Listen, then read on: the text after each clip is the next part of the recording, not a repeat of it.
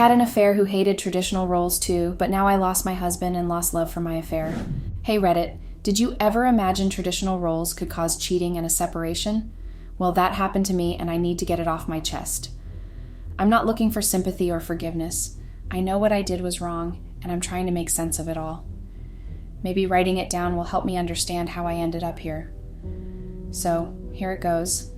I'm Gabby, a 32-year-old woman who thought she had everything figured out. I've been married to Derek for the last 8 years. We met in college, and it felt like we were destined to be together. Derek was my rock, my best friend, and the person I thought I'd spend the rest of my life with. We were both ambitious and shared dreams of building successful careers, traveling the world, and maybe one day having kids. I remember the first time I saw Derek. It was the beginning of sophomore year, and I was struggling to find my way around the sprawling campus. I had just transferred from a smaller college, and everything seemed overwhelming. One afternoon, while trying to navigate my way to an economics lecture, I bumped into Derek, literally. I dropped all my books, and he helped me gather them. He had this easy smile and a calm demeanor that immediately put me at ease. We ended up walking to class together, chatting about our majors, our interests, and our favorite movies. By the time we reached the lecture hall, it felt like I had known him for years. From that day on, we were inseparable. We would study together in the library, grabbing coffee during breaks, and eventually, our friendship blossomed into something more.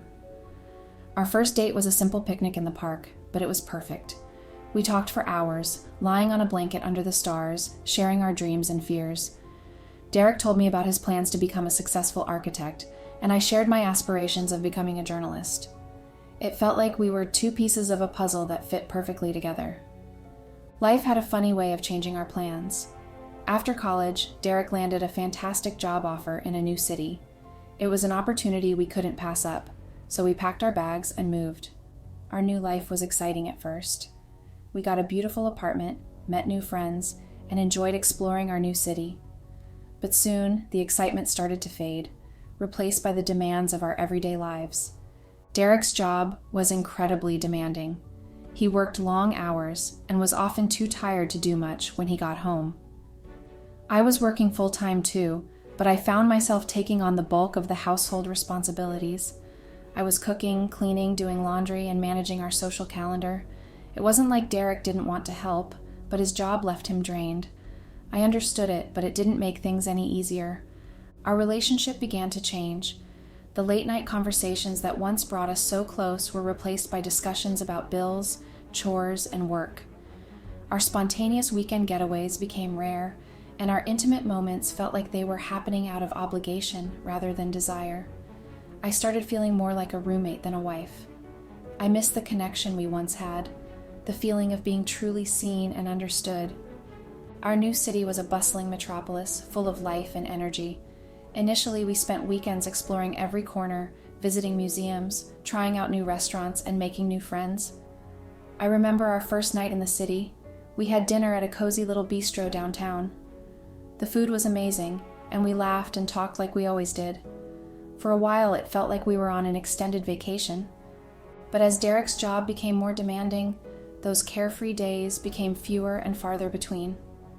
He started coming home later and later, often bringing work with him. I remember nights when he would stumble into bed well past midnight, exhausted and barely able to keep his eyes open. I would lie awake, staring at the ceiling, wondering when our lives had become so different from what we had envisioned. I took on more and more of the household duties, trying to keep everything running smoothly. I would wake up early to make Derek's breakfast and pack his lunch, clean the apartment, do the grocery shopping, and still manage to put in a full day at my own job. By the time Derek got home, dinner would be ready, and I would be there with a smile, hiding my own exhaustion and frustration. I didn't want to add to his stress, but it was taking a toll on me. The weekends, which used to be our time to reconnect, became just another extension of the work week. Derek would spend most of his time catching up on rest or finishing up projects he couldn't get to during the week. I found myself alone more often than not, trying to fill the void with hobbies and outings with friends. But nothing could replace the closeness I craved with Derek. We started arguing more frequently. Little things that never used to bother us suddenly became sources of tension. A misplaced item, a forgotten errand, a missed call, they all became triggers for bigger fights. I felt like we were drifting apart, and the more I tried to hold on, the more distant Derek became. It wasn't that Derek didn't care. He did. He would occasionally bring home flowers or suggest we go out for dinner to make up for lost time. But those gestures, while sweet, felt like band-aids on a much deeper wound. The connection we once had seemed to be slipping through our fingers, and neither of us knew how to stop it. One evening, after another argument about something trivial, I found myself walking through the city streets trying to clear my head. I wandered aimlessly, ending up at a little cafe we used to frequent. I sat there for hours, sipping coffee and replaying our relationship in my mind. How had we gone from being so in sync to feeling like strangers? In those moments of solitude, I started to question everything. Was this what marriage was supposed to be? A constant struggle to maintain a semblance of the love we once shared? I missed the days when we could talk about anything and everything, when just being together was enough. I felt a profound sense of loss, like the person I fell in love with was slipping away, and there was nothing I could do to stop it. Our friends and family didn't seem to notice the cracks forming in our relationship. To them, we were the perfect couple, successful, happy, and living a dream life in a new city. I didn't have the heart to tell them the truth. It was easier to maintain the show going than to admit that our marriage was falling down, piece by piece. At work, I put on a brave face, throwing myself into projects and tasks to keep my mind off the chaos at home. My colleagues saw me as dependable and strong, unaware of the emotional screw-up I was beneath the surface. I became adept at compartmentalizing, separating my professional life from my personal struggles. But the weight of it all was becoming unbearable. Derek and I were like ships passing in the night, living parallel lives that rarely intersected in a meaningful way. The love and laughter that once defined our relationship had been replaced by a sense of duty and routine. We were both trapped in a cycle of expectations and responsibilities, unable to find our way back to each other. Looking back, I can see the warning signs were there all along. The subtle changes in our conversations, the growing distance between us, the way our dreams seemed to take a back seat to the demands of daily life. But in the midst of it all, I was too caught up in trying to make everything work to see what was really happening. And so, here I am, pouring my heart out to strangers on the internet, trying to make sense of how we got here. Maybe in sharing my story, I can find some clarity. Maybe I can figure out how to fix what's broken. Or maybe I just need to accept that some things can't be fixed. All I know is that I miss the way things used to be, and I don't know how to get back there. While I watched my marriage's downfall, I met Sam. My best friend who worked with me got promoted, and we all headed to a bar after work. Sam was childhood friends with her. I remember feeling an immediate connection. Sam was charismatic, funny, and seemed to understand exactly what I was going through. He was in a relationship too, and we bonded over our shared frustrations with the traditional roles we found ourselves in. Sam's wife was born in a very conservative and traditional household. She was also very religious. He said that when they met, she was pretty much an atheist and didn't really care about what her family thought of her. That's why he fell in love. For some reason, with time, she got deeper and deeper into her family's religion. They demanded her to get married and start a family, because that was her role as a woman. Sam said it was like they replaced his girlfriend. She couldn't stop talking about their unborn kids, their baptism, and how she wouldn't let them miss a weekend of church. Thing is, Sam doesn't want kids, never did, and he told her that many times. Another thing is that for her religion, using birth control is a sin, because a family is supposed to reproduce as much as God wishes them to. They weren't big supporters of unholy sex, which apparently would be any sexual practice without the intention to have the children of God. During most of the relationship, his wife was on birth control, but stopped after her family got suspicious. Now, all that she wants is to get pregnant with Sam's baby, one that he terribly doesn't want. Yep. He told me all of his relationship problems that day at the bar. I also told him all about Derek and our relationship. It was fun finding someone who also had love problems. It seemed like I was the only one in the world with marriage problems. We started texting and talking regularly, and those conversations became a lifeline for me. With Sam, I felt alive again. We were developing a great friendship. I didn't have any intention of flirting with him because I was faithful to my marriage vows and thought Sam was too. One night, I had a particularly bad argument with Derek about his long hours and my feeling neglected. I got home from work and realized he seemed angry. He was mad because I wasn't cooking for him in the morning and wasn't making dinner either. It went kind of like this. "Gabby, what is happening? I starved during the whole week and even had to eat at some shitty place near work because you've been waking up late and getting home after dinner. How am I supposed to live like this?" Derek said that to me with the most natural tone of voice.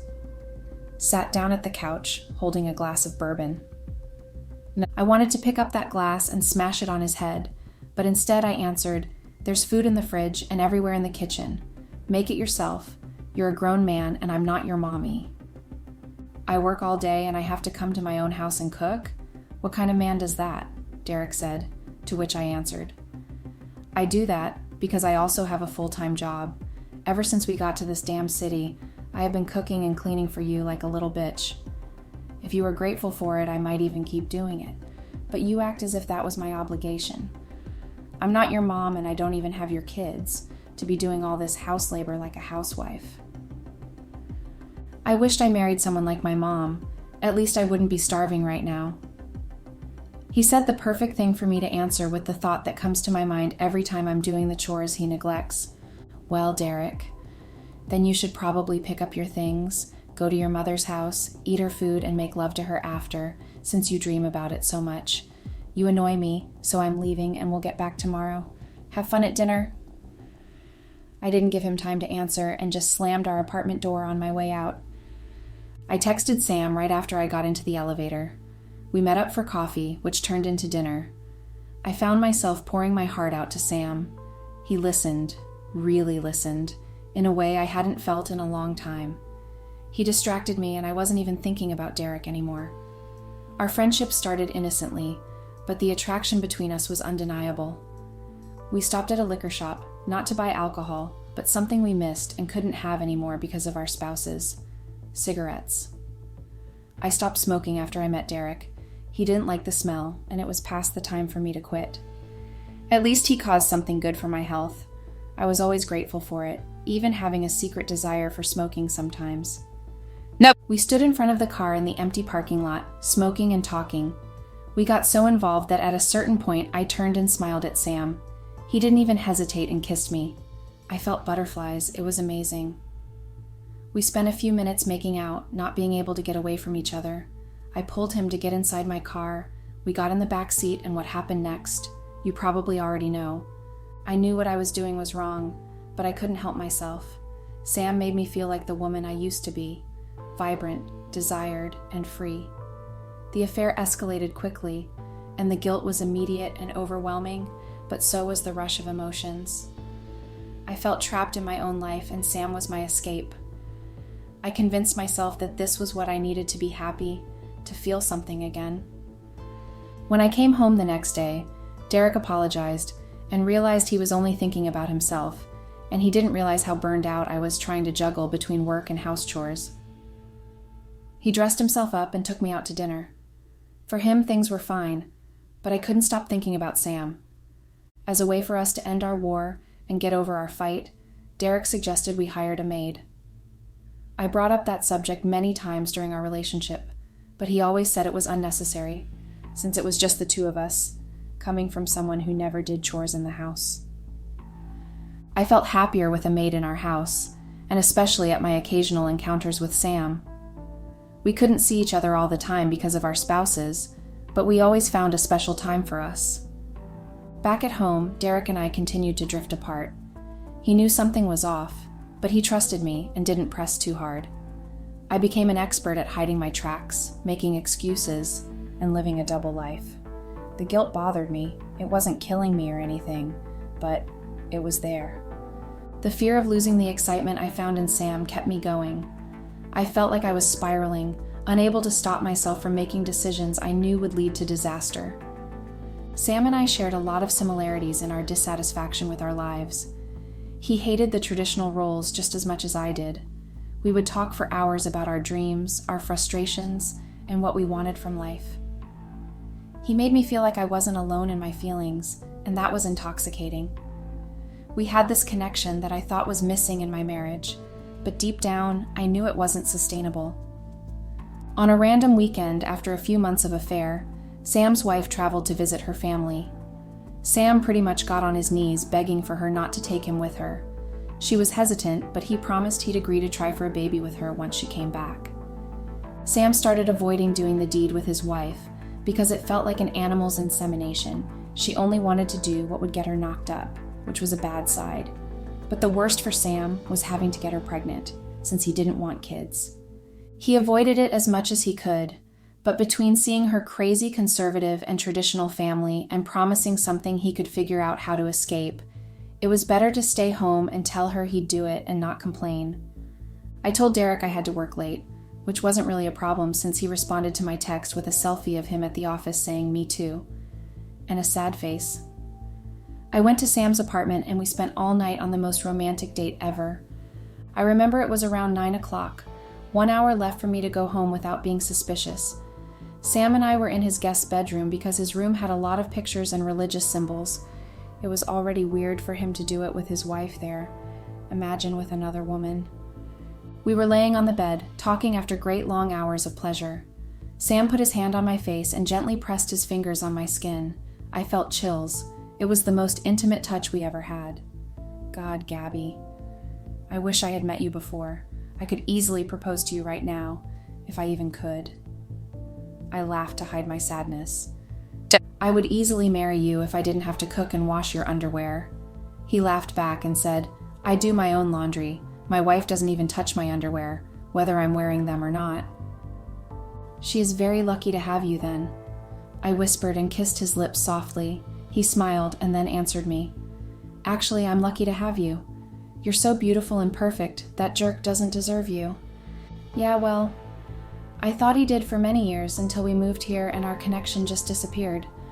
It's what you said about the moment in a relationship when something breaks and everything gets ruined. I sighed, reflecting about everything I had been doing for the last few months.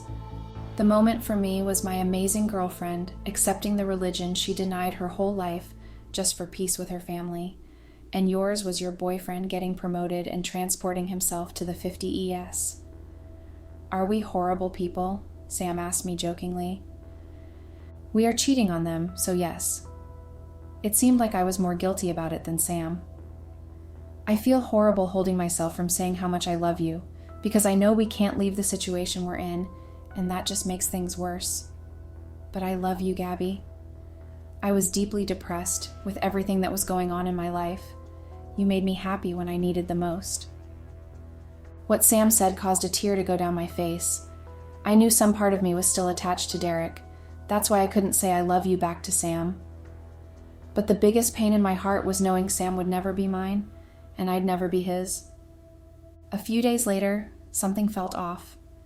Derek had lingering glances, hesitant questions about my whereabouts. One evening, he came home earlier than usual, and I could feel the tension in the air.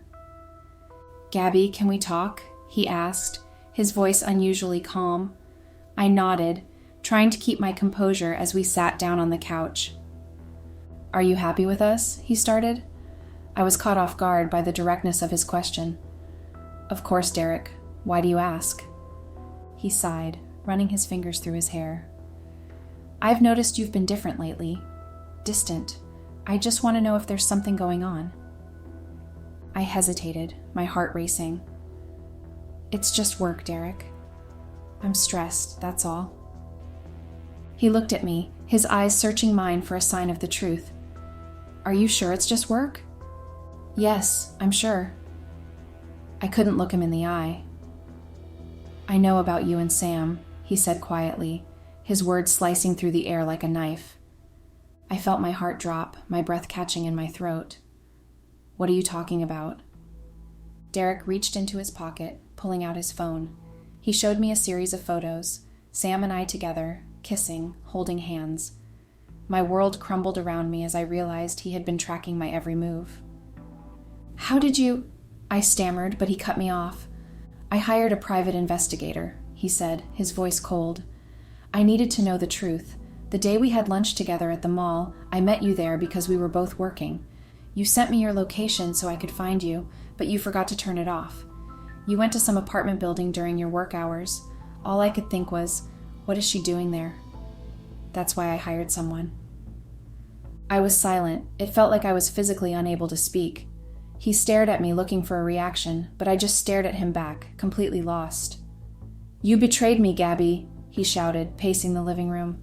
After everything we've been through, this is how you repay me? I'm sorry, Derek. I didn't mean for it to happen. Sorry doesn't cut it, he snapped, his face twisted in anger. You destroyed our marriage. You destroyed us. I tried to explain, to make him understand, but he was beyond listening. The fight escalated, with Derek throwing my infidelity in my face at every turn. I felt my guilt and shame crushing me. Finally, he stopped, a cold, calculating look in his eyes. You know what? I'm not going to let you get away with this. What do you mean? I asked, dread pooling in my stomach. He smiled, a cruel twist to his lips. You'll see. He left our apartment. I felt horrible, but still texted Sam to let him know of what happened. I thought Derek could go after him, so I had to let him know. It had been some days since the last time we saw each other, and we also didn't talk during that period. I texted explaining what happened. For 5 minutes, I watched the symbol telling me that Sam was typing. Then a huge text showed up in my screen, which said, Hello, my love. This will be the hardest thing I have ever done in my life. I'm sorry. My wife tested positive. She's pregnant. We tried a few weeks before she traveled. A day I don't even remember because I had to get really drunk to actually do it.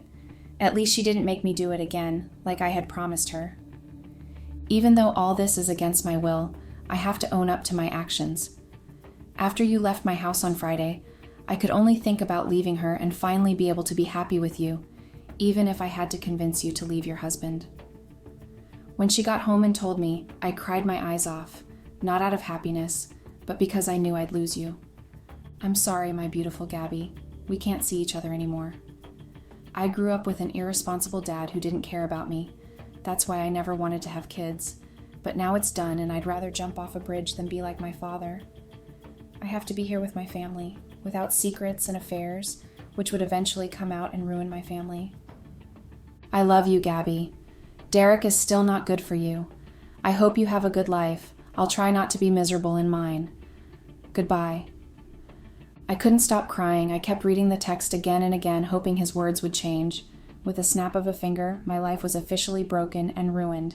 That's what happens when you put lies into yours and others' lives. They come out. They always do. Update. The next few days after Derek found out were a nightmare. Derek moved out, but not before making sure everyone knew about my betrayal. Our friends, our family, even my coworkers were informed. The humiliation was unbearable. Derek's revenge didn't stop there. He drained our joint bank account, leaving me with nothing. I was forced to take out loans to cover basic expenses. The financial strain, combined with the emotional fallout, was devastating. In the end, Derek got his revenge. I lost everything, my marriage, my stability, and the life I thought I had. As I sit here writing this, I realize that my actions have led to this point. I don't expect sympathy or forgiveness. I just needed to get it off my chest. The affair gave me a temporary sense of freedom and excitement, but it was a band-aid on a much deeper issue. My relationship with Derek was deteriorating, and I wasn't doing anything to fix it. Instead, I was running away, hiding in the arms of someone who couldn't possibly offer me the stability and love that Derek did. Looking back, I can see how foolish I was. I let my dissatisfaction and restlessness drive me to make choices that would ultimately destroy the life I had built with Derek. I betrayed the person who loved me the most for a fleeting feeling of excitement. Now, I'm sitting here, trying to understand why I did what I did and how I can pick up the pieces of my shattered life. I know I have a long road ahead of me, filled with difficult conversations and painful realizations. I'm not sure if I'll ever be able to make amends for the hurt I've caused, but I need to try. Writing this down is my first step in facing the reality of my actions and taking responsibility for the mess I've made. So that's my story so far. Maybe someone out there can understand what I'm going through, or offer some advice on how to move forward? Thanks for listening, Reddit.